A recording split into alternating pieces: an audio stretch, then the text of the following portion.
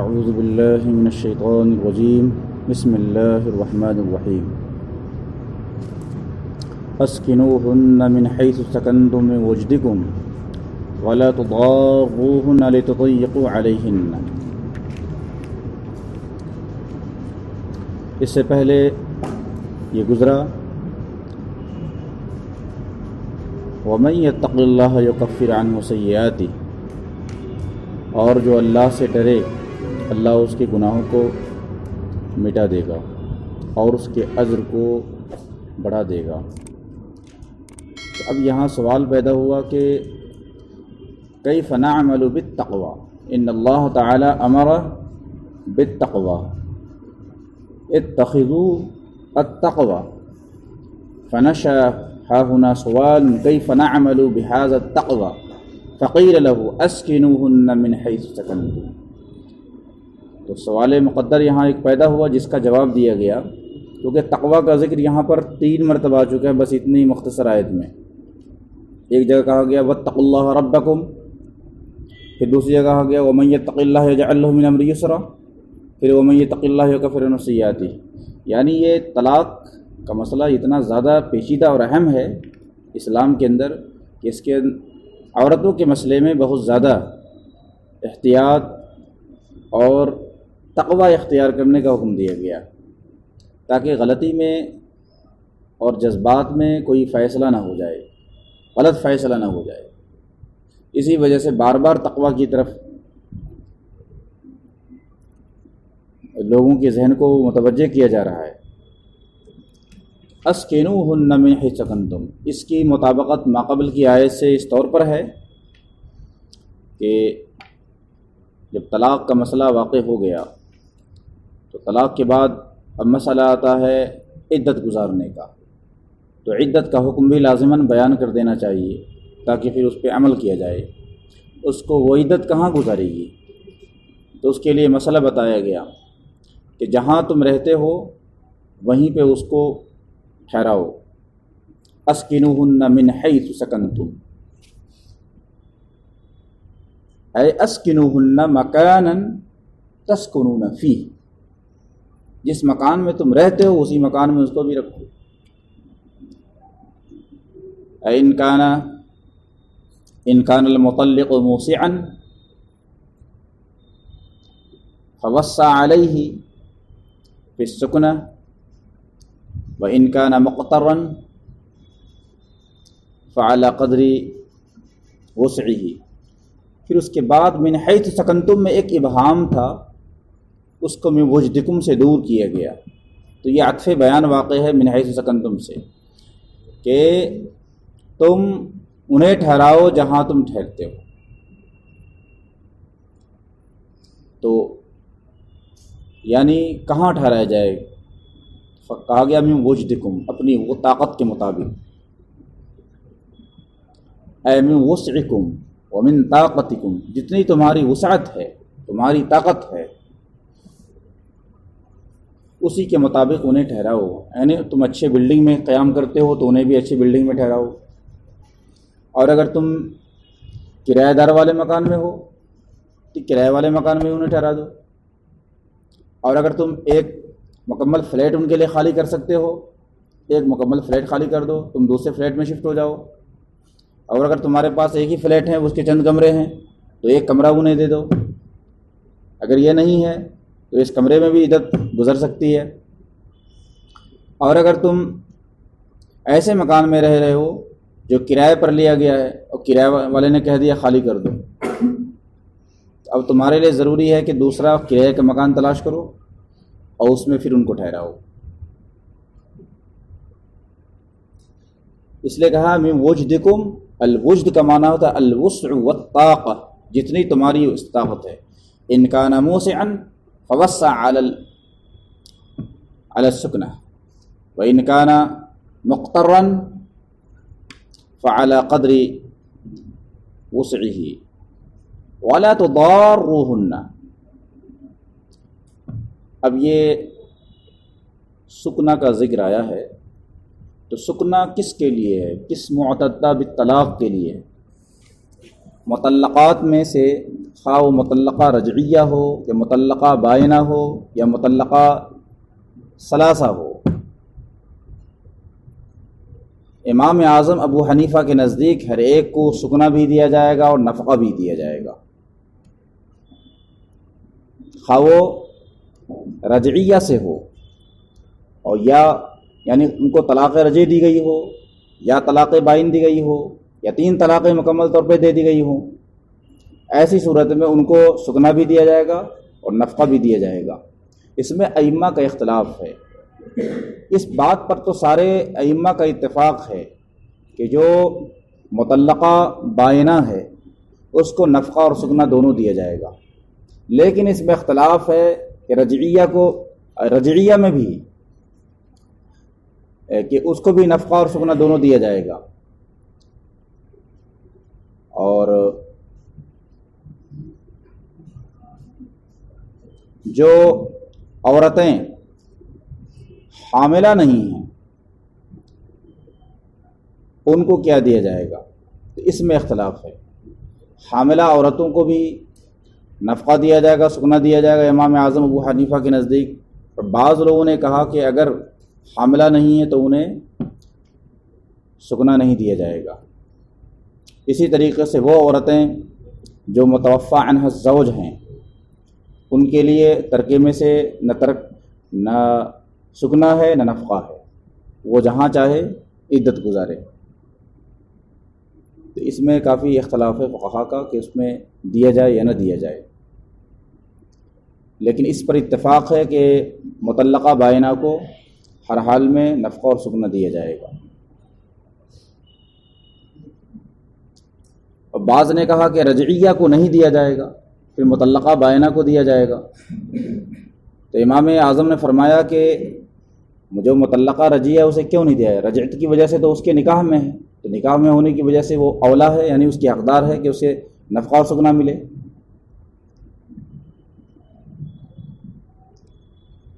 پھر فرمایا وَلَا تُضَارُّوهُنَّ، اور انہیں تم ضرر نہ پہنچاؤ، جب عدت کی حالت میں وہ بیٹھی ہوں اور تم ان پر طرح طرح کی ضرر پہنچاؤ، لِتُضَيِّقُوا، تاکہ ان پر تنگی کرو۔ وَلَا تُضَارُّوهُنَّ أَصْلُهُ لَا تُضَارِرُوهُنَّ فَأُدْغِمَتِ الرَّاءُ بِالرَّاءِ لِتُضَيِّقُوا عَلَيْهِنَّ فِي السُّكْنَةِ أَوْ فِي إِنْزَالِ من لا يوافقهن معهن او لتضييق السكنة، ان پر تنگی نہ، تاکہ تم کو تنگی کرو اور تنگی کر کے انہیں ضرر پہنچاؤ۔ اس طور پہ ضرر پہنچایا جا سکتا ہے، مثلا اس کے لیے الگ کمرے کا انتظام نہیں کیا، یا ایسے لوگوں کو ان کے ساتھ ٹھہرا دیا، کرائے کا مکان، یعنی ایسے لوگوں کو ٹھہرا دیا، کرائے میں لا کے رکھ دیا، یا اپنے کسی رشتہ دار کو ٹھہرا دیا جنہیں وہ پسند نہیں کرتی ہے، تو اس سے بھی ضرر انہیں پہنچے گا۔ اسی لیے کہا گیا کہ ان پہ تنگی نہ کرو۔ وَإِن كُنَّ أُولَاتِ حَمْلٍ فَأَنفِقُوا عَلَيْهِنَّ حَتَّى يَضَعْنَ حَمْلَهُنَّ، اور اگر وہ حمل والیاں ہوں، اولاد کے بارے میں بتا چکا ہوں کہ یہ زوات کے معنی میں ہے، اور اس لفظ سے اس کا واحد نہیں آتا، یہ صرف جمع ہے لیکن اس لفظ سے اس کا واحد نہیں ہے۔ اے ان کن ذوات حبل، ان کن ذوات حبل فانفقوا علیہن، اگر وہ حمل والیاں ہوں، ان کن حاملات فانفقوا علیہن، تو ان پر خرچ کرو، یعنی ان کو نفقہ دو۔ کب تک؟ حتی یضعن حملہن، یہاں تک کہ حمل جن دیں، بچے کی پیدائش ہو جائے، اس کی عدت جو ہے وضع حمل ہی ہے۔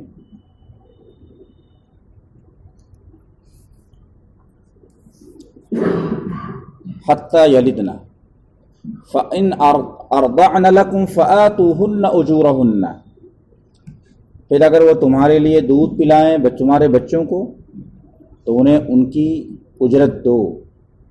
فإن أرضعن لكم، تو کیا وضع حمل کے بعد پھر دودھ پلانے کا معاملہ آئے گا۔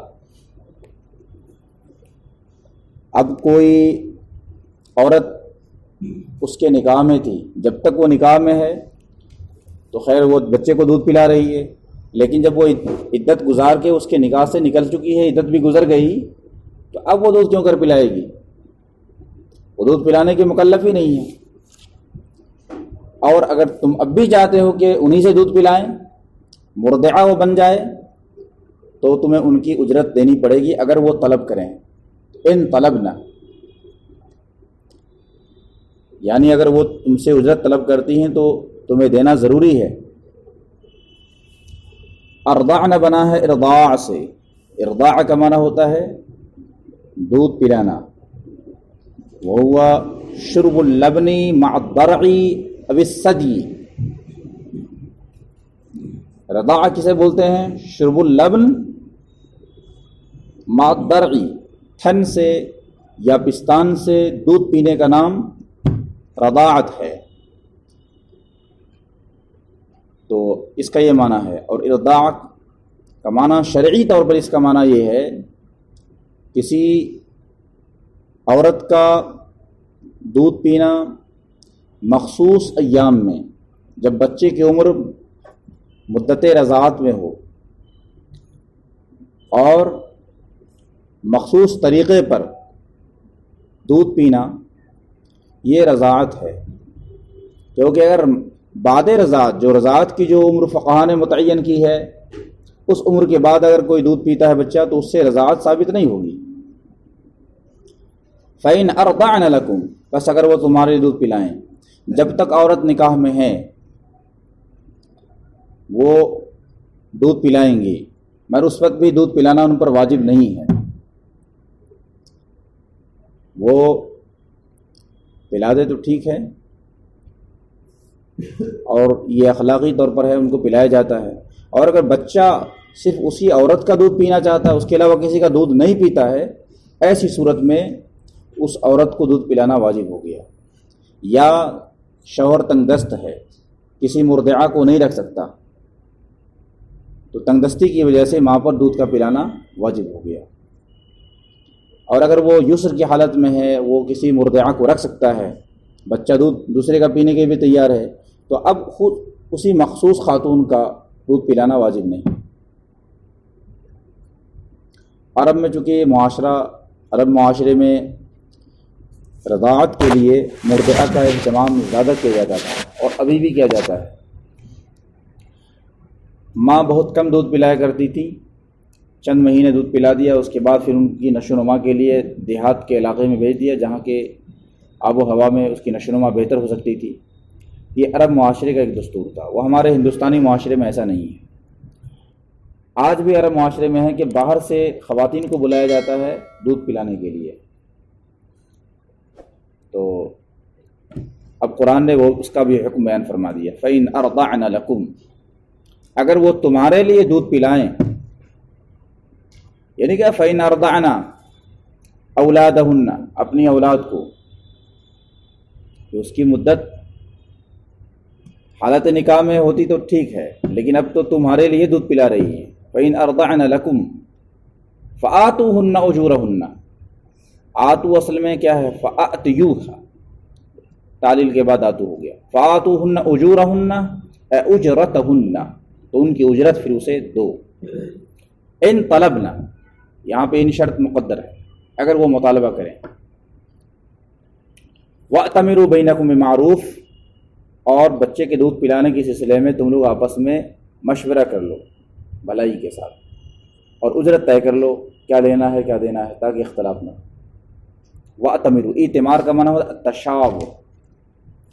وَأْتَمَرَ اصل میں اِئْتَمَرَ تھا، تو حمزہ شروع میں تھا، لیکن جب واو آ گیا وصل کے لیے تو اب گویا کہ وصل کرنا اس کے لیے آسان ہو گیا، تو حمزہ کو گرا دیا گیا، وَأْتَمِرُ ہو گیا۔ اسی طرح جب واو آ جائے یا فا جائے یا ثم داخل ہو جائے تو حمزہ وصلیہ گرا دیا جاتا ہے۔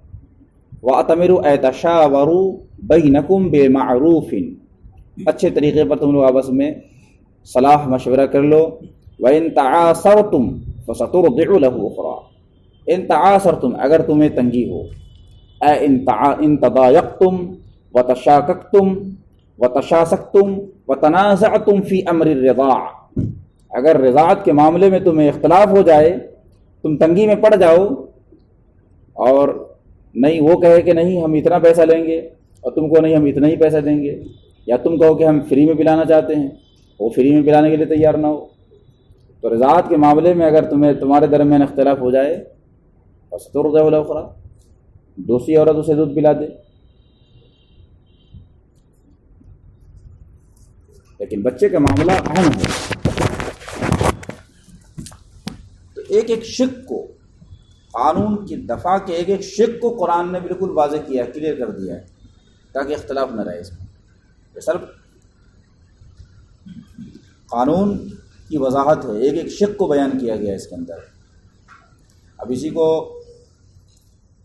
یہاں کی زبان میں تو کہا جائے گا یہ دھارا نمبر اتنا ہے، دفعہ نمبر اتنا ہے، دفعہ نمبر یہ ہے، شق نمبر یہ سے یہ ثابت ہوتا ہے، دفعہ سے ثابت ہے، اور اسی کی صحیح سے تدوین کر دی جائے تو پھر یہ سب ہو جائے گا معاملہ۔ جیسے طلاق کا پورا چیپٹر سامنے رکھو، طلاق کی ساری دفعات بناؤ، اس کے جو آرٹیکلز ہیں وہ تیار کرو، پھر اس کے بعد یہ شق نمبر یہ ہے، شق نمبر یہ، شق نمبر 3 ہے، شق نمبر 4 سے یہ ثابت ہو رہا ہے، یہ ہو جائے گا پورا۔ وَإِن تَعَاسَرْتُمْ، اور اگر تمہیں دشواری ہو، تنگی ہو، تو ان قریب دوسری خاتون اسے دودھ پلا دے گی۔ اے مرضعۃ اخرى، تو اخرى سے پہلے مرضعہ محذوف ہے۔ پھر اس کے بعد کہا گیا باپ دودھ پلانا چاہتا ہے اور اجرت مثل دینا چاہتا ہے عورت کو، کہ جتنی کوئی دوسری عورت لے سکتی ہے اتنی تم بھی لے لو، تو عورت کو چاہیے مرضعہ کو کہ اس پہ تیار ہو جائے، اور اگر اجرت مثل پر وہ راضی نہیں ہے بلکہ اس سے وہ زیادہ کا مانگ کرتی ہے، دوسرے مرضعہ کا انتخاب کر سکتا ہے۔ لِيُنْفِقْ ذُو سَعَةٍ مِّن سَعَتِهِ، پھر قرآن نے فرمایا چاہیے کہ ہر وسعت والا اپنی وسعت کے مطابق خرچ کرے۔ لِيُنْفِقْ كُلُّ ذِي سَعَةٍ، السَّاعَةُ مَأْخُوذٌ مِّنَ الْوُسْعَةِ وَحُذِفَتِ الْواو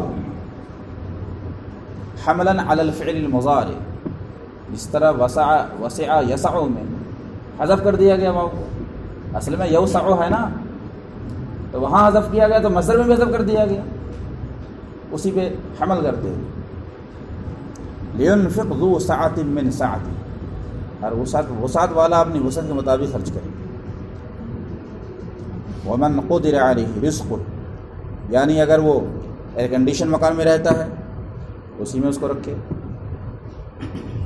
اور یعنی جیسی لائف اسٹائل اس کی ہو، لگژری لائف اسٹائل ہے اسی میں رکھے، اگر وہ تنگ دست ہے تو اسی انداز میں رکھے اس کو، ایسا نہیں کوئی دقت کرے اس میں۔ وَمَنْ قُدِرَ عَلَيْهِ رِزْقُهُ، اور جس پر اس کے رزق کو تنگ کر دیا گیا، من ضُيِّقَ عَلَيْهِ رِزْقُهُ فَلْيُنْفِقْ مِمَّا آتَاهُ اللَّهُ، تو اللہ تعالیٰ نے جتنا دیا ہے اسی سے خرچ کرے، مگر اسے نفقہ دینا ہے۔ اب یہ دیکھو من قدر علیہ رزقہ، یعنی کہ من قدر اللہ علیہ رزقہ، جب یہاں پر ذکر آیا رزق کی تنگی کا تو اس کو صیغہ مجہول سے تعبیر کیا گیا، اس لیے کہ یہی ادب کے لائق ہے، کیونکہ رزق اللہ تعالیٰ تنگ یوں ہی نہیں فرماتا، اس کی کچھ کوتاہیاں ہوتی ہیں جس کی وجہ سے رزق تنگ کر دی جاتی ہے، یا کسی اور حکمت کے سبب سے رزق تنگ کی جاتی ہے۔ یہ بھی ایک کلام کا ایک طریقہ ہے، بلاغت کا ایک طریقہ ہے اس میں۔ لا یکلف اللہ نفسا الا ما آتاها، اللہ تعالیٰ کسی جان کو مکلف نہیں بناتا مگر اتنا ہی جتنا وہ اسے عطا کرے، الا ما آتاها، جتنا اس نے اللہ تعالیٰ نے اس کو عطا کیا ہے اتنی ہی دینے کا مکلف بناتا ہے۔ یہ نہیں کہتا ہے کہ تم فٹ پاتھ پہ چل رہے ہو، رکشہ ڈرائیور ہو، تم اپنی بیوی کو ایئر کنڈیشن محل میں رکھو، ایسا نہیں کہتا، بلکہ اسی کے وسعت کے برابر حکم دیتا ہے۔ سَيَجْعَلُ اللَّهُ بَعْدَ عُسْرٍ يُسْرًا، ان قریب اللہ تعالیٰ دشواری کے بعد آسانی پیدا فرمائے گا نفقے کے سلسلے میں۔ وَكَأَيٍّ مِّن قَرْيَةٍ عَتَتْ عَنْ أَمْرِ رَبِّهَا وَرُسُلِهِ۔ اب یہاں سے ایک مضمون پورا چینج ہو گیا، یہ اب طلاق کا، پھر اس کے بعد رجعت کا، پھر اس کے بعد سکنا اور نفقے کا بیان تھا، اب یہاں سے ایک نیا مضمون شروع ہو رہا ہے۔ وَكَأَيٍّ مِّن قَرْيَةٍ عَتَتْ عَنْ أَمْرِ رَبِّهَا، یہی قرآن کی خصوصیت ہے، تنوع مضامین یہاں پایا جاتا ہے، ایک ہی صفحے کے اندر ایک درجن مضامین میں تنوع پایا جاتا ہے۔ کتنے ہی قریے بستیاں ایسی ہیں جس نے اپنے رب کے حکم سے نافرمانی کی، رسول کے حکم سے، تو ہم نے اس کا سخت محاسبہ کیا، وَعَذَّبْنَاهَا عَذَابًا نُكْرًا، اور اسے سخت پکڑ والے عذاب میں گرفتار کیا۔ کأی من قریہ، اصل میں یہ ہے کم، کأین جو ہے یہ خبریہ ہے یہاں پر، اور قریہ میں جو تنوین ہے یہ تعمیم کے لیے، اور قریہ سے مراد صرف قریہ نہیں ہے، قریہ سے مراد اہل القریہ۔ قریہ کیا سرکشی کر سکتا ہے بیچارہ، وہ اپنی جگہ ٹھہرا ہوا ہے، اس کے اندر سرکشی کی کوئی قوت نہیں ہے۔ یہاں اصل میں مجاز مرسل کے طور پر اس کا استعمال ہوا ہے، اور مراد ہے کأی من اہل قریہ، اے کثیر من اہل قریہ، یہ ہے کم خبریہ ہے جو تعمیم پہ یہاں پہ دلالت کر رہا ہے۔ جیسے قرآن فرمایا واسأل القریہ، واسأل اہل القریہ، تو محل کو ذکر کر کے حال مراد لیا گیا ہے۔ اراد الحال بذکر المحل، محل کو ذکر کر کے جو محل میں رہنے والا ہے، جو حال ہے، وہ مراد لیا گیا ہے، اور اس میں علاقہ محلیت ہے۔ عطا یعطو عطوا، اس کا معنی ہوتا ہے النبو من الطاعہ، الخروج من الطاعہ، طاعت سے نکلنے کو بولتے ہیں۔ کتنے ہی قریہ والے ہیں جو اپنے رب کی طاعت سے، جس نے اپنے رب کے حکم سے، رسول کے حکم سے سرکشی کی، ہم نے اسے سخت محاسبہ کیا۔ وَعَذَّبْنَاهَا عَذَابًا نُكْرًا، عذابًا شدیدا، انہوں نے سخت عذاب دیا۔ فذاقت وبال امرها، تو انہوں نے اپنے کام کا انجام چکھا۔ فذاقت عقوبت عصیانها وکفرها، انہوں نے اپنے نافرمانی اور کفر کے انجام کو چکھ لیا۔ یہاں ذاقہ کا بھی استعمال بطور مجاز ہے، اور وبال کا معنی بتا چکے، وبال بولتے ہیں الشیء الثقیل، اس کو وبال کہا ہے۔ اسی سے المطر، جو المطر الثقیل کو کہا جاتا ہے الوبیل۔ المطر الثقیل القطرات، جس کے قطرات بڑے بڑے۔ وَكَانَ عَاقِبَةُ أَمْرِهَا خُسْرًا، اور اس کے معاملے کا انجام نقصان اٹھانا تھا، یعنی اس کے کفر کا انجام، اس کے سرکشی کا انجام۔ اعد اللہ لہم عذابا شدیدا، اللہ نے ان کے لیے سخت عذاب تیار کر رکھا ہے۔ فاتقوا اللہ یا اولی الالباب، تو اللہ سے ڈرو اے عقل والو۔ لب کی جمع ہے الباب، لب کو العقل کو، الفہم کو کہا جاتا ہے۔ اتقوا اللہ کا معنی ہے اتخذوا الوقایہ من یقیکم عن المصائب او عن العذاب الشدید الذین آمنوا قد انزل اللہ الیکم ذکرا۔ پھر الباب کی صفت لائی گئی الذین آمنوا، اے عقل والو جو ایمان لائے، قد انزل اللہ الیکم ذکرا، بے شک اللہ نے تمہاری طرف ذکر کو اتارا ہے۔ اب تو یہ بھی تو یہاں التفات من الغیبہ الی الخطاب ہے، جب کہا گیا الذین آمنوا قد انزل اللہ الیہم ذکرہ ہونا چاہیے، آمنو کی وجہ غیب، یہاں سے غیر ماضی سے تعبیر ہے، پھر یہاں سے غیر خطاب ہے۔ اے ایمان والو، یہ اے ایمان والو نہیں بلکہ اے عقل والو جو ایمان لائے، بے شک اللہ تعالیٰ نے تمہاری طرف ایک ذکر کو اتارا ہے۔ ذکر سے مراد کیا ہے یہ بتاؤ؟ مذکر ہے، یاد دہانی کرانے والا، یعنی ذکر کو اتارا ہے، ایسا ذکر جو تمہیں یاد دلائے. یا تو ذکر سے مراد قرآن مجید ہے یا حضور اکرم صلی اللہ تعالی علیہ وسلم. رسولا یتلو علیکم آیات اللہ، رسولا یا تو منصوب ہے ذکر کی وجہ سے، یا یہاں پہ اذکر فعل مقدر ہے. اذکر رسولا یتلو علیکم آیات اللہ مبینات.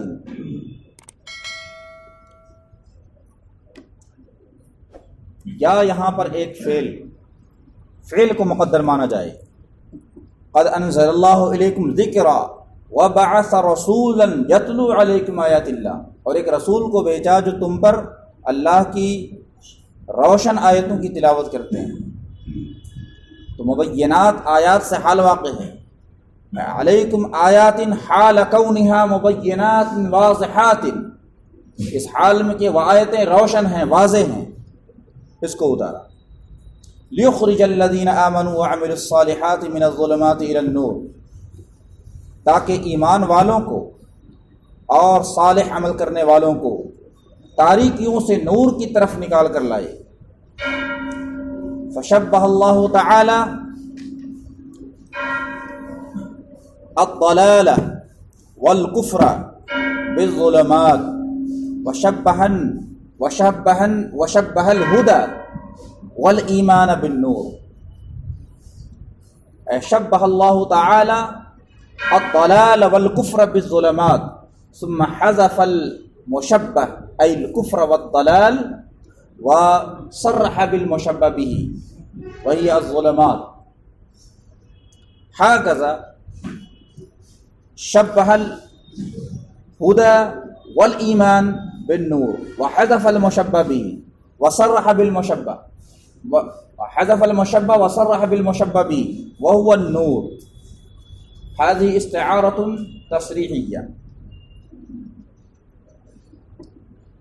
ومن یؤمن باللہ ویعمل صالحا، اور جو اللہ پر ایمان لائے اور نیک عمل کرے. یعمل عملا صالحا، صالحا کی صفت یدخل ہوا، بلکہ صالحا اور اس کے بعد اس کی یدخل ہو، یہ جزا واقع ہے من شرط کی. یدخل ہو جنات، اللہ تعالیٰ داخل فرمائے گا ایسے باغوں میں، اور جنات کی صفت تجری من تحت الانہار، جس کے نیچے نہریں رواں ہیں. پھر فرمایا خالدین فیہا ابدا، اس کے اندر وہ ہمیشہ ہمیش رہیں گے. خالدین کا معنی ہی ہوتا ہے ہمیشہ رہنا، خلود سے بنا ہوا ہے. الخلود هو المکث الطویل کو کہتے ہیں. تو پھر الگ سے ابداً صفت کیوں لائی گئی؟ ابداً دائماً کے معنی میں وہ بھی ظرف زمان واقع ہے. اے خالدین فیہا ابداً اے دائماً. اب اس کی وجہ سمجھ میں نہیں آ رہی ہے کیوں وجہ لائی گئی. یعنی اس میں ہمیشہ رہیں گے، ہمیشہ ہمیش، کیونکہ اس میں ایک وہم پیدا ہو رہا تھا. اس وہم کو دور کرنے کے لیے ابداً کے ذریعے سے تاکید لائی گئی. وہم یہ پیدا ہو رہا تھا کہ خالدین کا معنی ہوتا ہے ہمیشہ رہنے والے، اور المقصود طویل کو بولتے ہیں. المقصود طویل، لمبے دراز تک کہیں ٹھہرنے کو خلود کہتے ہیں. تو یہ ذہن میں وہم پیدا ہو رہا تھا کہ ہو سکتا ہے کہ لمبے عرصے تک یہ ٹھہرنے کے بعد، جنت میں ٹھہرنے کے بعد پھر وہیں سے کہیں نہ نکال دیے جائیں. تو اس آخر میں جو نکالنے کی جو ایک وہم ہے اور ایک اندیشہ ہے، اس کو ابداً کے ذریعے سے ہمیشہ کے لیے ختم کر دیا گیا. اے لا یخرجون من الجنت ابدا، کبھی بھی جنت سے نکلیں گے ہی. اسی لیے اس کے ذریعے سے یہ گویا تک تاکید ہے خالدین کی. اور خالدین یہ حال واقع ہے، من سے حال واقع ہے، کیونکہ من کے اندر جو جمعیت کا معنی پایا جاتا ہے. من اگرچہ لفظاً واحد ہے لیکن معنی یہ جمع ہے.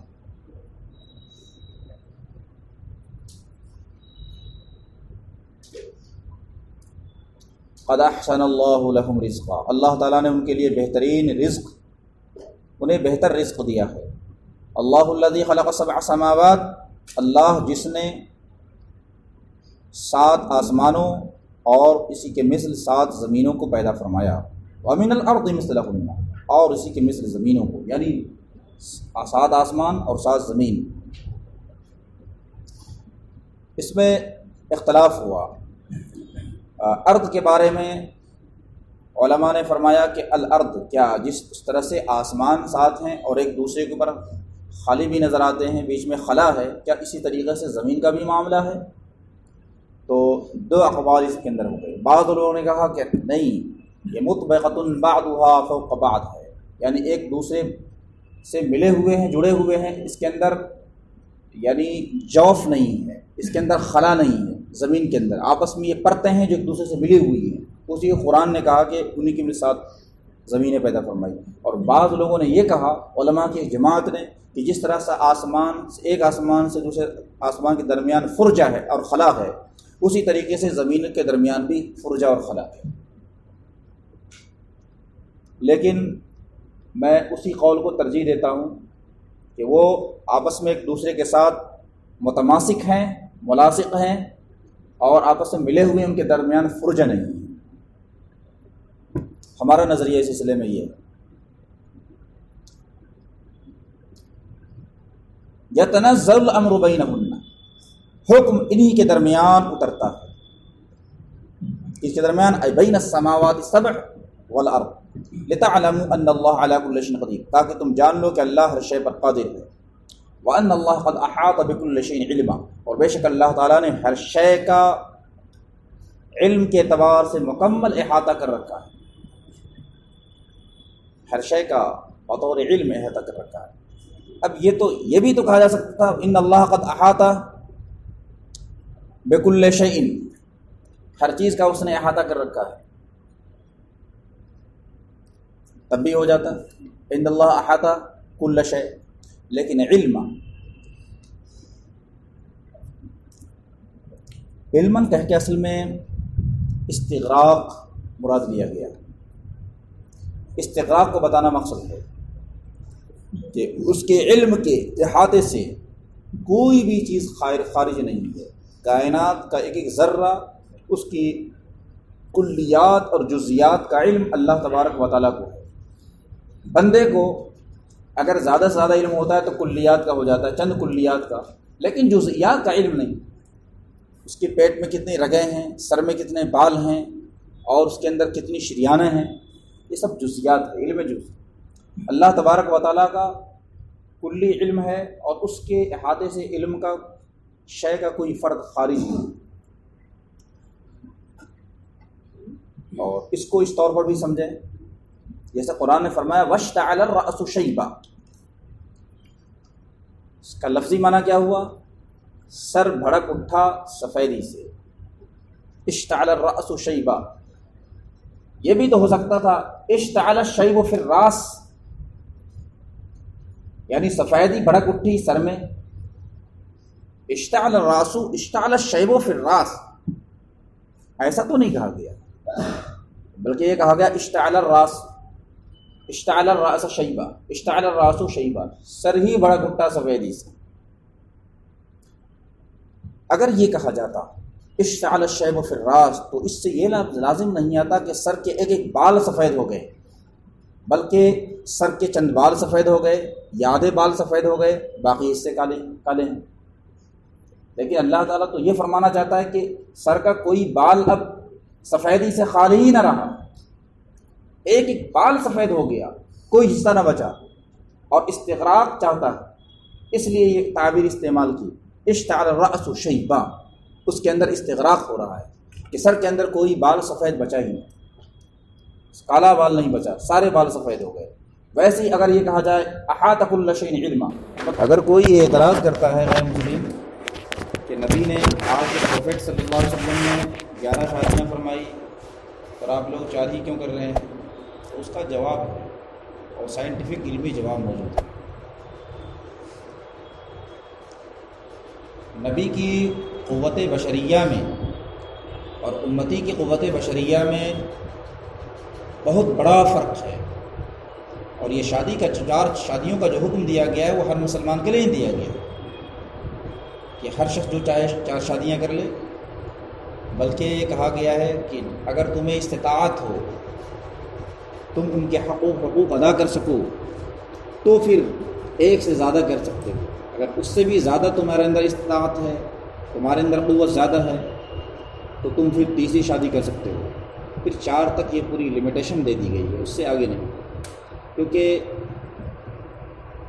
ہم انسانوں کی جو مجبوریاں ہیں وہ اللہ تعالیٰ کو بہتر معلوم ہے، تو 4 تک اجازت دی گئی ہے، اس سے زیادہ کی اجازت نہیں ہے، کیونکہ اس کی قوت سے باہر ہے۔